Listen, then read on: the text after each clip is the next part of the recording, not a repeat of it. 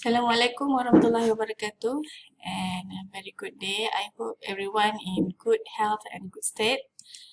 Okay, so this is geotechnics for chapter 2. We're still in compressibility and consolidation behavior in soil, of course.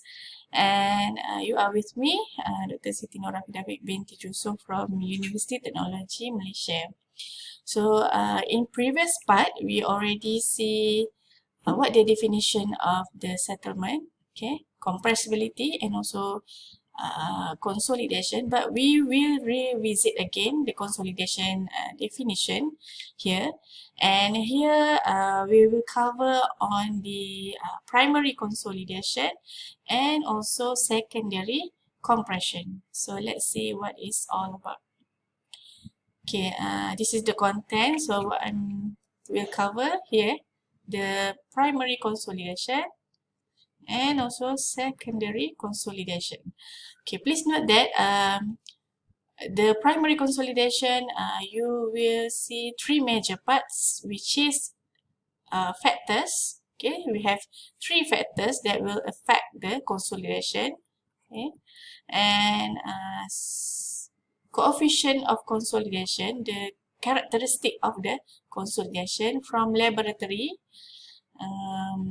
which will be useful to design our construction, especially for geotechnical construction at the site.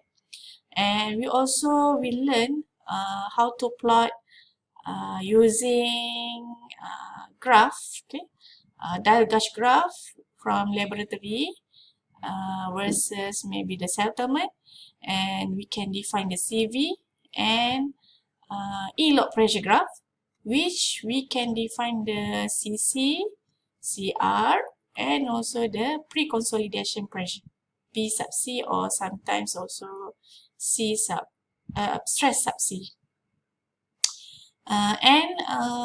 When we manage to define all the parameters, we can solving the consolidation magnitude by knowing the settlement. By categorize the soil type, either it is a normal consolidation, NC condition, or overly consolidated, OC condition. And last but not least, we will go through the secondary compression. Okay, for the primary consolidation, I hope you still remember that the consolidation of the soil happen when after we have a compaction, we expel the air. Okay, here what happened here is expel the air move out from the soil, and soil becomes, try to rearrange any soil particle, try at the above, try to move to densely packed position.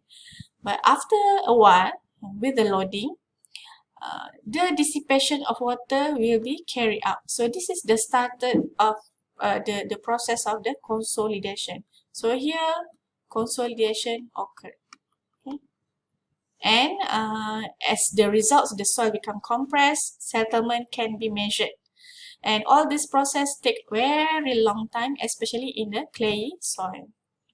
Okay, so this is another story or elaboration on the process of the consolidation. So you can read this one. Okay. And okay, in the research, our fathers of soil mechanics, I believe, Terzaghi, have made several assumptions in order to measure the consolidation of the settlement.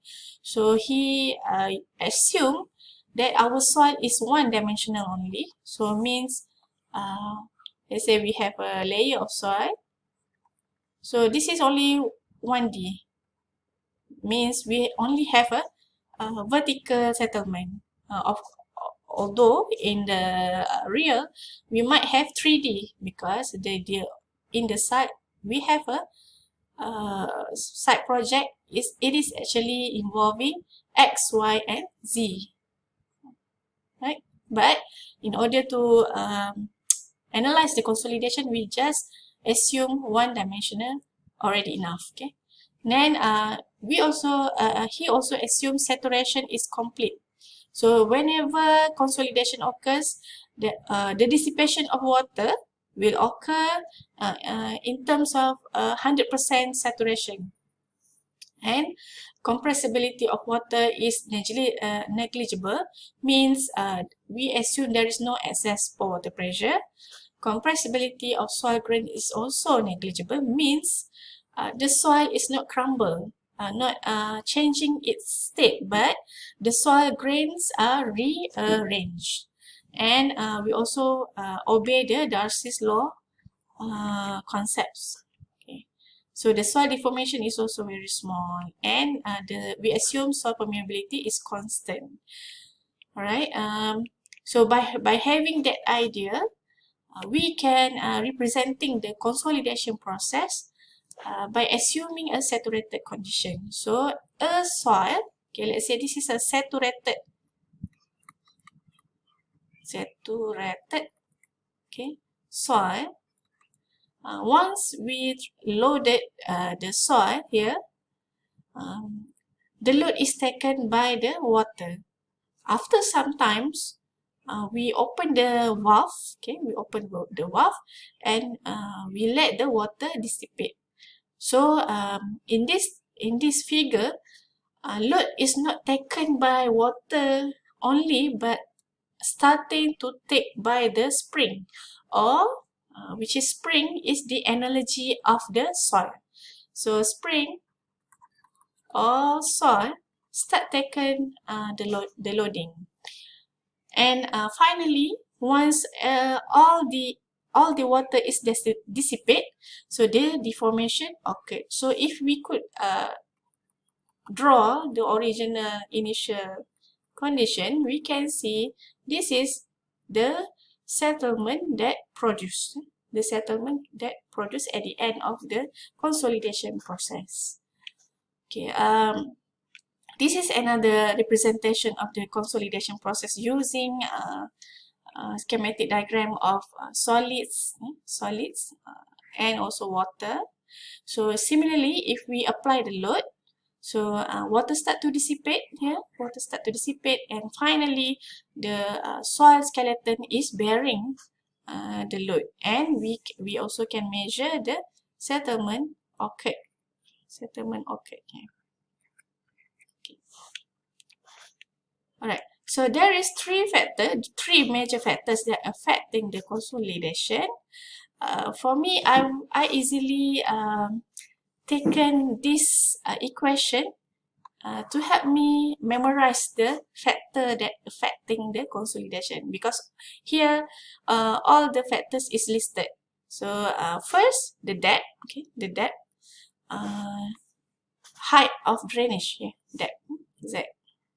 Sometimes in the soil, we can use Z to represent the depth, or we can take the Z as a H of the height of the drainage.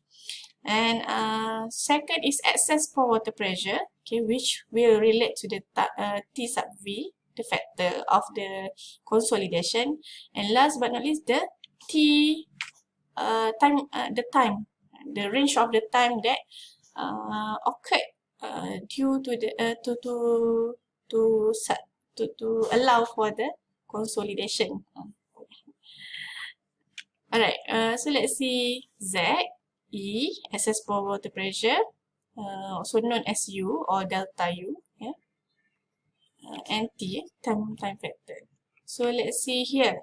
Okay, first factor is depth. So in order to know what is the degree of our consolidation, we need to define either the soil types is giving the height of drainage as a single drainage, depth of drainage as a single drainage, or double drainage, HD. So either our HD is equal to height of the clay layer, or HD is only half of the height of the clay layer. Okay, please note that in our course, we focus the settlement or consolidation study on the clay soil layer only. Clay soil layer only. So whenever we have a project of soil layer, so focus for the height of clay. And we want to check at the top of the clay what type of soil. Also at the bottom of the clay, what type of the soil. So let's see here, the single drainage case. So once this is, let's say this is clay, and let's say this is sand, and this is the loading. Okay. And at the bottom of the clay is impervious layer. Impervious layer here. Let's say until here the depth. So impervious layer can be fresh rock. We assume there is no water at all, but in real we do have a movement of water, but it is very slow, so we can consider as a no drainage at all here at the bottom of the clay. And it also can be a bedrock. If you see bedrock, so it means a impervious layer. Okay, so what happens when we have an impervious layer at the bottom, but we have a porous sand layer at the top of the clay? So this will be means the clay only, if we want to check the settlement at the middle of the clay. So the clay only have a one area that the water can dissipate through.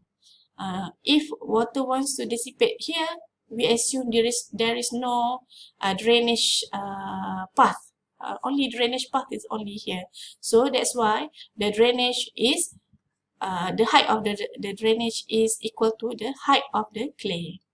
Okay, opposite here. So let's say this is from here to here is a clay soil layer, but overlaid by sand. Okay, overlaid by sand and also underlaid by sand. So if we want to check the settlement here, we can see that water can move towards here and also towards to the top. Okay, so that's why the height of the drainage is equal to half of the clay layer height. So that's the first factor. So for the consolidation factor, so we can see consolidation for the degree of consolidation factor or relates to the pore water pressure.